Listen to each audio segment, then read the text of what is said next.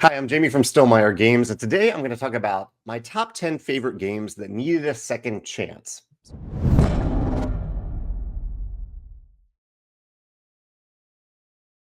So these are games where I played them once, and I knew I was missing something because I maybe didn't have a great time the first time I played, but I gave them another chance. And this is something I don't always do for games, and I probably don't do it often enough. I play a lot of games one time, and then I decide, am I excited to play again or not? I did a video even about this recently, games that I'm excited to play again immediately after the first time I played them. But I really don't play games the second time all that much unless I really love that first play. Those first impressions matter, but I'm glad I gave these games a second chance because they've become some of my favorite games. I'm going to talk about those style of games today. I asked this question to other people too to see if there were any patterns that emerged from the types of games that they played once and almost gave up on before playing again and realizing they were missing out on something brilliant and fun. And so here are some games that Stonemaier ambassadors mentioned. And there are going to be some Stonemaier games on this list because they're Stonemaier ambassadors. They've played our games more than once, or at least they've been willing to give our games a second chance. So games that were mentioned multiple times by ambassadors were Agricola, Ark Nova, Brass, Game of Thrones, Great Western Trail, Libertalia, Root, Tapestry, Terra Mystica, Terraforming Mars, Too Many Bones, Viticulture, and Wingspan. And some of these ambassadors were very kind to share their thoughts on why those games didn't resonate them for the first time. I'm going to go through this list quickly, but I think it'll come up again as I'm talking about my top 10 list. So some of the reasons that they mentioned that the game did not resonate with them the first time, and some of these are unrelated to the game itself. A good reminder that the experience of the game goes beyond the game's components themselves. One was there was a bad, or one that came up a lot was there was a bad teach. The teacher didn't do a good job. Overwhelming complexity, punishing mechanisms. Agricola came up with this one where they felt it was too punishing of a game. They couldn't figure out how to work their way around the punishment of Agricola the first time they played. Maybe they're too new to the hobby, like they were thrown into a game where they weren't really ready for that game yet. In fact, I have a video about this where I talk about sequential games to ramp someone up into more complex games. Talk about the wrong environment to play this style of game. Wrong expectations about the weight of the game. They were expecting something that wasn't delivered in the game. The game overstayed its welcome. They were missing the efficiency puzzle of the game. So this is an interesting category. Games with A, B sides for complexity. So where A sides is kind of the default complexity, or you can ramp up for the advanced side. And maybe the game made the A side a little bit too easy or too uninteresting. But when they tried to get on the B side, they were really engaged by the game. And last, if there were too many critical decisions during setup. This is something I talked about a lot on this channel. If you give players too many important, or the feeling that they have to make too many important decisions during setup before they fully understand how the game works, that can be a big deterrent because 10 minutes into the game, they can be like, oh, I really wish I hadn't made this choice before I understood how the game played. And now they're just kind of stuck with the game for the next hour or so. So these are definitely most of these things are things that you can design around, or at least produce a game where you are very clear in terms of the packaging of the game, the explanation of the game as to what players are getting into when they play this game. So let's jump over to my other screen here and talk about my top 10. The first game, you can see it on the screen already, Challengers. Challengers is a game that I played, and really these aren't all games that I loathed the first time I played, but there are games that I didn't quite get what the appeal was the first time I played. I played Challengers, I believe, for the first time at a convention, and I had a fine time, and I could tell that the people around me were having a great time, and I was like, I know there's something special is happening here. I don't quite get it yet. And Challengers, it's a deck building game, but when you actually sit down and duel against the other player, you don't make many choices. Most of the choices it's kind of an auto battler at that point where you were just revealing the top card of your deck and seeing if you win or lose. There are some decisions that go in there about in terms of like where to. There are a few cards that give you choices, but for the most part, it's automatic. And that felt weird. It felt different to me. I hadn't played a game like that before where I didn't have many choices while I was actually playing the game. What I didn't realize is that the deck building is really the main choice that you're making in the game. And also during the deck building phase of each round, not only are there interesting choices, but also there are choices there that on some of the cards that let you make choices during the auto battler phase of the game. So it was a game where I was like, I'm having a good time, but I am not quite understanding this element of the game where I am missing out on making choices, or I am missing out on making choices during the dueling part of the game, until I realized that that wasn't the core choice part of the game. I had different expectations for what a game could be in general, and this game opened me up to the idea that there can be phases of a game that are automated, where you can admire the choices that you've already made in the game. That's what Challengers is all about. So I have Challengers at number 10 on this list. At number 9, I have Heat Pedal to the Metal, a game that has raced up the rankings on Board Game Geek. I played it twice on the same weekend. I learned it and taught it to some people. And even as I was teaching the game, I wasn't understanding how the card play really worked. I mean, I understood how it worked, but I didn't understand how to make good decisions during the card play of the game, because there are lots of crucial decisions in Heat about which cards to play at which time, depending on especially corners and passing cards, other cards on the track, the timing of when you choose to play those cards, and how you interact with heat in your deck, how you use heat, which seems like something that's just clogging up your deck, but it's a really important resource in the game. I didn't get that the first time I played. But again, I knew I was missing something because I'd heard so many great things about it, and I could see other players figuring it out faster than I could. And so I gave the game another chance on the same day, later on that same day, and played it again. And I just understood the game better at that point and played a lot better and had a lot more fun. I don't think I won that game, but I still understood the decisions I was making about the card play a lot better. And so this is definitely a game, I think, Heat, where the mechanisms are pretty streamlined. It's not all that complex of a game unless you're the one learning the rules. But the depth of the game that emerges from when you play your cards has a huge impact on the game. And I didn't quite get that till the second play. So I have Heat at number 9 on my list. At number 8, I have another game that I played. Actually, both of these games I played at Gamers Ranch, a place in Missouri where you can just go play games for a long weekend. Turing Machine is my number 8 game, because the first time I played Turing game, even as I was hearing the explanation, I really had no idea what was going on. This is a logic puzzle game where you are trying to deduce a logic puzzle where you're eliminating certain possibilities and retaining others faster than the other players. You all have the same puzzle that you're working on in real time, and you do have some choices as to what you're testing. And even as I'm describing this, it is a very difficult game to describe and understand how it works the first time it plays. I think it is a great game to play back-to-back, because the first time you play, I think it's just really difficult to understand how it works, how this logic puzzle works. And so I played it once, and I really had no idea what was going on. By the end of the game, I was like, okay, I can kind of see how the choices I'm making about the cards relate to this idea that I'm eliminating certain options, I'm gaining other options that I think could be viable, that could be the right answer here. But by the end of the first game, I got it. I understood it. It was too late for me to really do well in that first game. But in the second game, I've had full understanding, and it just really clicked with the way my brain worked. Or works in general. And so I do really like these logic puzzles. I just wasn't sure how this game used those logic puzzles in the way that it did. Turing Machine, I think, is a great puzzle of a game that deserves to be played twice. I think I would be hard-pressed to see anyone who really understands this game fully the first time you play. So yeah, Turing Machine is number 8 on my list of games that I really didn't appreciate the brilliance of it and how much fun I would have from it until I played it a second time. At number 7 is a game somewhat on the same spectrum as Turing Machine, in that it is a fairly simple, streamlined game. It is Love Letter. That's the game that I'm showing you here on screen. Love Letter is my number 7 pick. Love Letter seemed so simple the first time I played it that I wasn't sure what choices I was really making. In Love Letter, you have a card in your hand. I believe you have 2 cards in your hand. You are playing one of them and making a choice based on that card.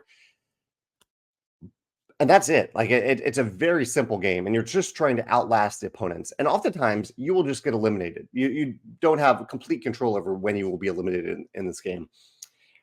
What I think I didn't realize the first time I played it, though, is that it is meant to be a casual, low-thought game. There are good choices to make in Love Letter, especially good deductive choices. Another game like Turing Machine, where you're deducing what cards your opponents have based on what's already been played and what's in your hand. But if you don't know those cards very well yet, it's hard to do that deduction. There's a little nice reference guide that you can put in front of you to see, but it's a little hard to keep track of that the first time you play. But also just understanding that the game is meant to be very fast. It's at least a round of the game. You can play multiple times in a row. Play to best of 3, or first player to get 2 right or 3 right. Or to be the last player standing in any given round. So to understand, have that expectation about the weight of the game and how long it's meant to last, and to understand the different cards in play, because you really need to know these cards to fully understand a game of Love Letter. I didn't get that the first time I played, but the more I played it, the more I appreciated the weight of the game, the headspace that was needed for the game, or really the lower amount of headspace that was needed for the game. And I better understood the cards, and I understood how often I needed to actually look at the reference guide to understand what the other cards were doing. So that's Love Letter at number 7 on my list. At number 6 is a game that has grown to be one of my favorites. That's Lost Ruins of Arnak. The first time I played it, I was entranced by the look of the game, and I knew the mechanisms were mechanisms that I would enjoy if I understood them better. There's deck building, there's track advancement, there's worker placement, all mechanisms that I love. But what I didn't fully appreciate the first time I played, and I have 2 actually games back-to-back that will have this element of them, I did not understand the efficiency puzzle. And I think in games where they really want you to try to stretch out your round or your turn to get one more benefit, one more turn, they are pretty difficult to appreciate the first time you play. And that was definitely the case in Lost Ruins of Arnak, where I did not understand that efficiency puzzle. I did not understand that I was trying to push for one more turn, one more benefit. And so my rounds were lasting a lot shorter than my opponent's rounds, and it felt like I didn't get to do much in the game. The worker placement spaces go fast. They go quickly. So yeah, I felt like I was missing out on something the first time I played. Then I played it again after I understood that was the efficiency puzzle, that was a core part of the game, and I really, really enjoyed the game. I've since played all the expansions. We played through the campaign expansion. We've had a delightful time with Lost Ruins of Arnak at number, 6 on my list. The next game is very similar in terms of this efficiency puzzle, and this is Everdell. The first time I played Everdell, I really did not get it. Again, I was charmed by the world building and the art, but I did not understand the efficiency puzzle of the game. Everdell is a game where you're often trying to play something that will allow you to play something else for free, so you can extend your round. You can go a little bit further. You can last a little bit longer in your current season. Players continue. You don't stop at the end of the season in Everdell. You just continue playing. But I didn't get that puzzle, and so I was taking a few worker placement actions. I wasn't stringing together actions or combos or free plays, and my game ended much earlier than other players' games. So games that had this efficiency puzzle, I would say Tapestry is one of these games that I've designed, where you're really trying to stretch out your round a little bit longer, one more benefit, one more turn. They're a little bit difficult to fully appreciate the first time you play, and I think I definitely had that experience with Everdell at number 5 on my list. At number 4, I have So Clover, and this game has become one of my favorite games. I love So Clover. I love the puzzle, the cooperative puzzle in this game, where, looks like I have the German version up on the screen here. I think this is German, maybe. I'm not sure. Yeah, in So Clover, you are trying to give clues to other players to help them guess words. So you're given this random assortment of cards, and you have to write a single word on each of these pieces of the clover, and then you mix up these cards with another card, and other players have to help guess. It's a great puzzle. I love this puzzle. I was coming to it from the context of Just One, a game that I also really, really love. And So Clover is, in my opinion, a heavier game. It involves a deeper level of choice and a little bit more pressure on you, I would say, to come up with some clever answers. Instead of just coming up with one word at a time, you're coming up with 4 words at a time, and then putting it out for all players to determine and try to figure out what's the correct orientation of these cards. I think it's a more difficult game than Just One, and I wasn't ready for that for this style of game. I've come to really appreciate it, but I think context matters sometimes, and the context that I had for So Clover was that it was going to be similar to Just One, and it is. It's just a little bit heavier. Requires a little bit more thought that goes into the things that you write down when you fill out your Clover here. So just an element of context, but I've really come to appreciate and really love the game So Clover at number 4 on my list. On a game for on the opposite end of the spectrum is A Feast for Odin. This is a worker placement game with, I believe, around 61 different worker placement action spots. And the first time I played it, I was really overwhelmed. I knew that there were things here that I liked. I liked the polyomino. I liked the worker placement. I liked the push your luck elements of the game, but I was overwhelmed by the sheer number of choices presented to you by this game. However, I played again, and I somewhat appreciated the next time I played that I didn't need to understand all 61 actions. I could just take an action and just run with it and see how it went. The game gives you that ability to go after a bunch of different actions, or go after not randomly, but choose an action and try to deliver on that action to the best of your ability, and just go down that strategic path in the game. The game allows you to do that. A Feast for Odin allows you to do that. And so as soon as I gave myself permission to not understand all 61 actions and just to kind of poke and prod it, to try different actions to see how they went, the game really opened up for me, and I really, really enjoyed it. And I've come to enjoy it over many plays since then. That's A Feast for Odin. Skull King. Skull King is one of my favorite trick-taking games. I love this game. I love how it escalates from round to round, because you start out with a 1-card hand, then you go 2 cards, 3 cards, so on. And again, I talked about context a little bit earlier with Clover.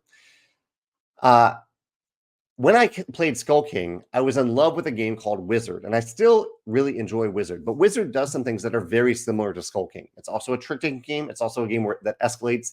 Your hand size escalates from round to round, and your points escalate from round to round. I really loved Wizard at the time, and I played Skull King, and it was maybe a touch more complex because there are some special abilities, some different card interactions in Skull King. And so at the time, I was like, I already have Wizard. Skull King was fine, but I'm just going to go back to Wizard. But over time, I found myself, I think over time, I tried Skull King again, and I realized that I loved certain elements of Skull King more than Wizard. And at the time, I just wasn't ready for it. I wasn't ready for these different abilities that you find in Skull King. I wasn't ready for the escalation in scoring for a nil bid in Skull King. But then when I became ready for it, I found that I really loved it. And for me, then Skull King has replaced Wizard. I still have both in my collection, but I go back to Skull King over and over again, both because of the mechanisms. I really enjoy the art in Skull King. And so it was one of these cases where I thought I knew the game that I prefer to play between two similar games, until I gave Skull King a few more tries and realized that that was the game for me. So yeah, Skull King at number 2 on my list. Last up, we have the Castles of Burgundy. And I've chosen this photo for you because one of the reasons that I really didn't get the Castles of Burgundy, this is the game that had the biggest jump for me between the first play where I was like, I don't need to play this game at all anymore, and the second play where I was like, oh, this game is amazing. I want to play this game a lot. And part of the reason is, unfortunately, the art and color palette of the original game. I really don't want to totally knock on it because I think there is something to be said for the functionality of this art. But, it's a very tan game. There are multiple hues of green, a lot of tan, which is very similar to the yellow in the game.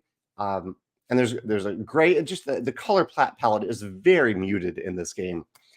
And so the art, the graphic design, the look, the aesthetic of the game was part of the deterrent for me. But part of it, too, was the mechanisms of the game. The game is asking you to know a lot about different tiles in the game.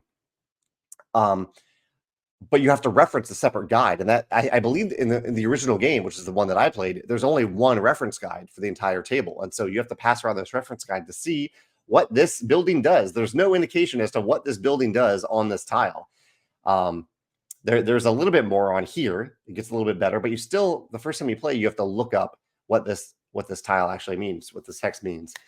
There's just a lot going on in the game that I didn't fully understand the first time I played. I think the reason I returned to it is because of this player mat. I really did like the puzzle of this player mat, the satisfaction of placing different tiles at different times, of filling up these areas at different times, and getting closer to completing the mat. I've never actually completed my mat. I don't know if it's possible in the Castles of Burgundy.